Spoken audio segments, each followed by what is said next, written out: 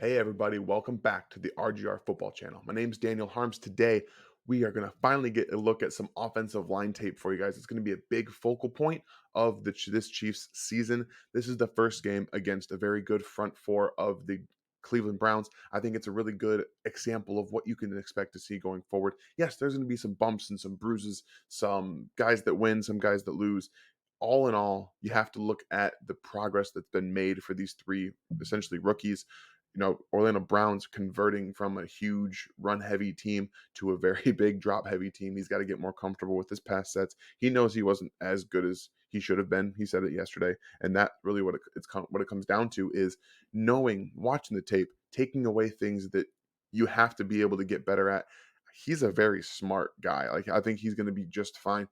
He was lined up against Myles Garrett most of this game. I think that was by design. They wanted to get Clowney some better reps against Lucas Niang, maybe get his confidence up. I think Niang held his own. Ryan's going to do his own specific thing about Niang, but we're going to talk about the offensive line as a whole. Really some of the things that they did well in this game.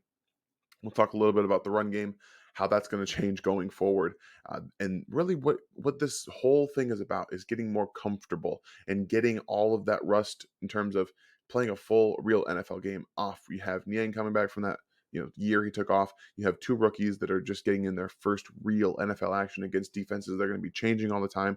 So it takes time to get used to it. It takes time to acclimate, and it takes a lot of time to figure out where you want to get these defensive guys leveraged, specifically in the run game. So without any further ado, let's hit the all 22. All right, so we're going to start off pretty early in this game, and if you guys can just try to bear with me, there's going to be some moments in these games or these clips that we're not going to talk about. I'm going to do my best not to talk about, but again, you're seeing here this two wide receiver set, two tight ends. They used multiple tight end sets in this game. It was nice to see them change a little bit in terms of what they wanted to do offensively with heavier sets. But this is what they really want to do with the Chiefs offensive line. Like, they just want to be able to step back and let it fly from wherever they're at. And when it comes down to watching the pocket, like right here, this is exactly what you want to see. This is like perfect pocket placement. I think that Orlando Brown does a good job of recovery athleticism here against Garrett, who tries a bit to work him to the outside and then come back inside. He's going to do a good job of kind of closing this off here. Then you've got nothing. You got nothing here. Niang doing a good job here against Clowney. Like, this is really what you want to see. And we're going to talk a little bit about uh, Tyreek Hill here because, I mean, Tyreek Hill had probably one of the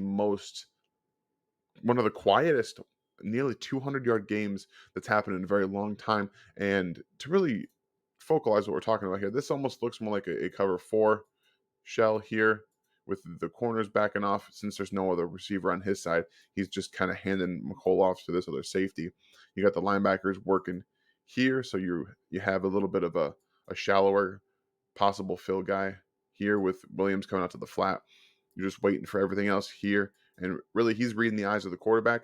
And when Mahomes' anticipation comes through in this throw, he knows that there's space right here where Tyreek is. All of this space, but he knows that he's got to get off of his first read or the safety manipulation and throw this ball. So that's what he's going to do.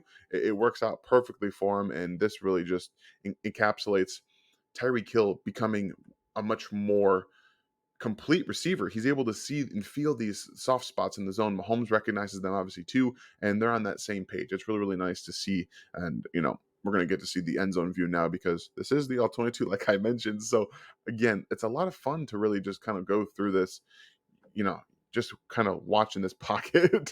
It's just fun, man. Like, this is the kind of stuff you want to see. This is Mahomes is living in a perfect world when this is the pocket he's going to be seeing a lot of the time. Yeah, there's going to be some bumps, some hiccups, things that happen, but again, this is like he could live happy back here. He could just find all the soft spots in the zones. Like, he can just freewheel back here. He can do whatever he wants to. And, it's just so much fun to actually see this type of an offensive line with that much space to work with. And really, it shows you why the Chiefs invested in this offensive line, knowing that Mahomes is going to have to be on his feet a lot. I think that there were some times, obviously, that he got a little bit too deep in his pass, in his set, and he did not. He was busy waiting for some of the receivers to get open, and that happened on the sack at the near the end of the game, and one of the other quarterback hits that went through. So a lot of fun to see this offensive line at work, and we're going to really kind of show you what the difference is between letting offensive linemen get the defensive ends get upfield or get inside. And but this play is a really good adaptation of that, or explanation of that. Excuse me. You're going to see Myles Garrett come down and then just shoot and try to get inside here, which against Patrick Mahomes or any mobile quarterback that likes to get outside, it just makes it easy for him because he can do whatever he wants to in this area of the field. So by definition, I think that the Browns were trying to keep him in the pocket. They were doing more about forcing him to step up, because throughout his career, Mahomes has shown that he's definitely not the most willing to step up into a pocket and try and deliver a throw. And that's something that he worked specifically on in this game, in this offseason. He wanted to get better at reading the pocket, using that feel of the outside of the defensive ends being rushed outside. Mitchell Schwartz was absolutely great at doing that. He did that to Joey Bosa multiple times. He did it to Nick Bosa in the Super Bowl 2 years ago. Like, he was so good at doing that, and Mahomes sometimes can get their tackles in trouble when it's not necessarily their fault. So just going to kind of feel this out as it comes through. He's going to shoot out, come back inside. Does a good job of extending Orlando Brown. And then you see this space he's created. Like, he should really come back around outside is what he should do. But again, Brown does a good job of recovering, getting his feet down, and Mahomes now comes back out to the left where there's nobody, finds Demarcus Robinson, and we'll just kind of stop talking about it right there because I will lose it. I will lose it, guys. I'll just lose it. I'm so mad about that play still. That fourth down that he probably should have went for, excuse me. Just collect myself. Here, go back to the offensive line really quick. This is something that I think the Browns should have done a little bit more with, and that's utilizing their stunts. Let's go back just a little bit so you can really see. You want to pay attention to Creed Humphrey and then Lucas Niang. So Lucas Niang has the guy come across his face. He doesn't get deep enough. He's already like step for step with Trey Smith. You see this? Like, this is not where you want to be on a stunt with a guy who has speed coming around the edge. You want to be able to cut him off. He's got to get out here. Creed head needs to be looking over here. Like, we're gonna get to this in a second, but this is what you got to do. You got to get down there. He opens a little bit too shallow and forces Mahomes out. Otherwise, there's time for him to stay in that pocket and get loose. But right here, this is actually a really smart play by Clowney. He's lined up on the inside on Thuney, excuse me. I do that all the time. Like, I'm going to confuse that a lot. He's got his eyes to the right, which not necessarily the best thing to do here. You have defenders, B gap, showing to the C gap. He's got to see that Clowney's right here, one-on-one. And this is actually a really, really fun play. If I can just, I know that a lot of guys don't like Jadeveon Clowney. I don't like him either, but like, this is really smart. He's going to do a little bit of a head fake and get back inside. And Tooney does a really good job of recovering back inside. Like, this is, watch him work this. This is really, really, really fun. It's a nice little teach tape. He tries to go outside. He thinks the stunt's coming. He flashes to the left, and then he realizes that Clowney used a really, really good fake on him, and he comes back inside and bodies him up. Does a really good job of turning his body. It's really, really important that the recovery athleticism is just as important as getting into your pass sets and working with them side to side, because you're going to get beat as an offensive lineman. And not only was Thuney really good job here, also Brown does a really good job of recovering as well to push to the inside. All of this allows Mahomes to get outside and find Demarcus Robinson, who would then have a chance to get the first down, even though he doesn't. So again, a lot of fun to watch the offensive line work in unison like that, and watching the recovery athleticism of some of these guys that they paid and paid for to get into this offensive line. It's so much fun in the pass sets. There's going to be a lot of them. We know that going forward. But now the run game, we've talked a lot about it this offseason. What's going to happen with the run game?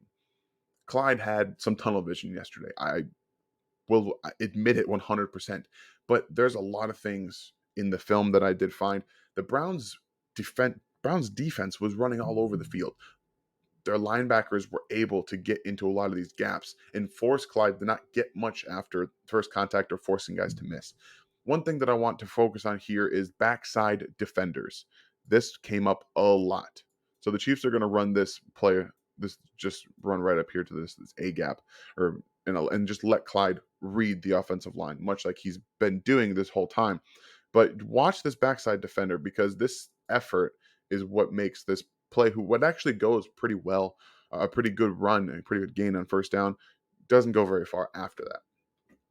And he's the exact reason why. So you shift the linebackers over with a little motion from Tyreek Hill. You're going to see him coming back to the upside, and then that's that defender right there, gets in the backfield, or gets Clyde as he's coming across his face here. So this is almost like an outside zone. Yeah, you got everyone stepping off this way. Clyde's going to read it off here. And this is one of the more important aspects of running this outside zone, because you ideally want to get it all the way outside of this C gap here and follow some of these guys outside, because you're going to have, McCole and some of the other receivers taking the top off, trying to, extend some of these defenders forward up the field. And this defensive end does a good job of getting the outside.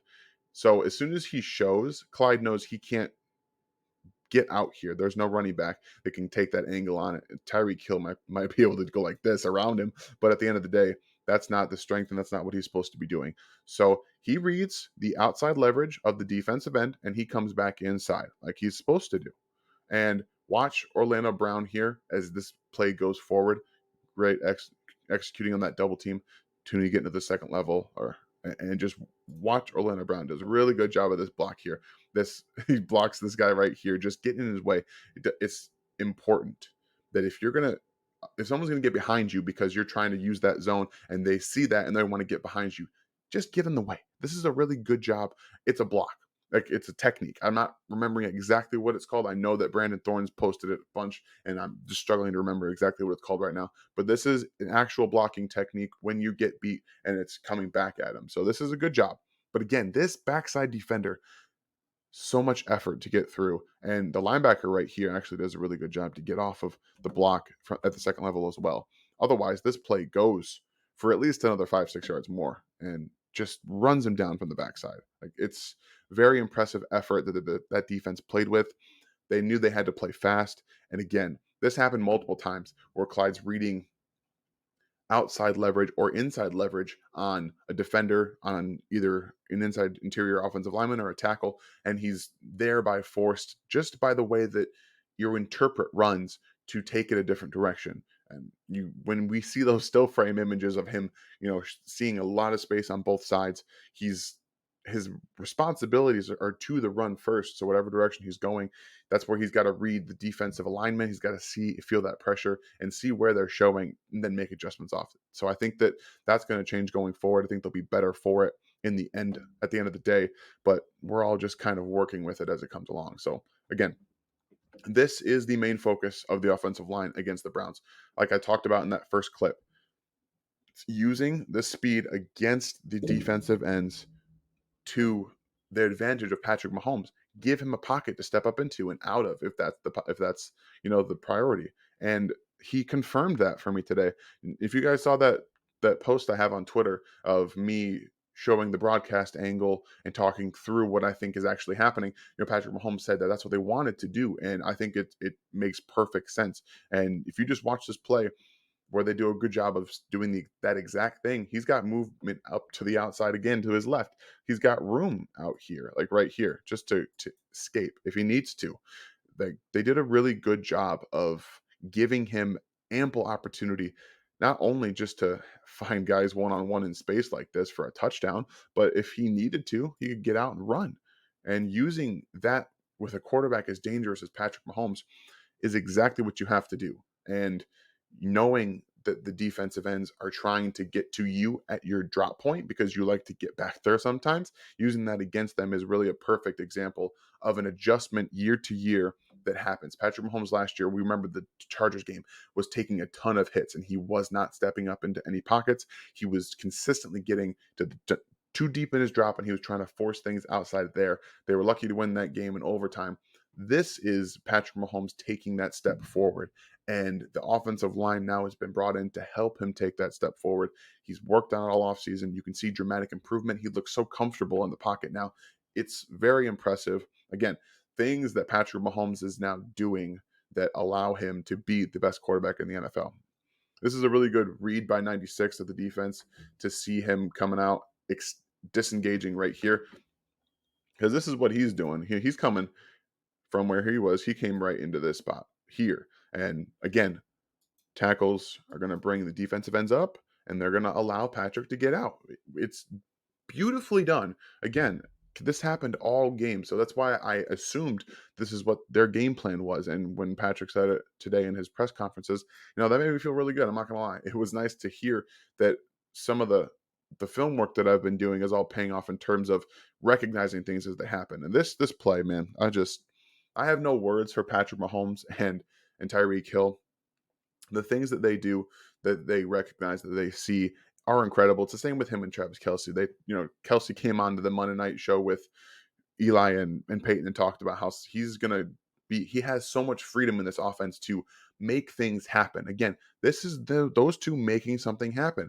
When Patrick gets out to his right, this is an understanding that, yeah, he's got a very strong arm, but he's running full speed away from a defender, trying to get to the sideline to give, Hill enough time to not only separate from this corner, but to make it so any of these other trailing defenders, don't have the ability time to get there.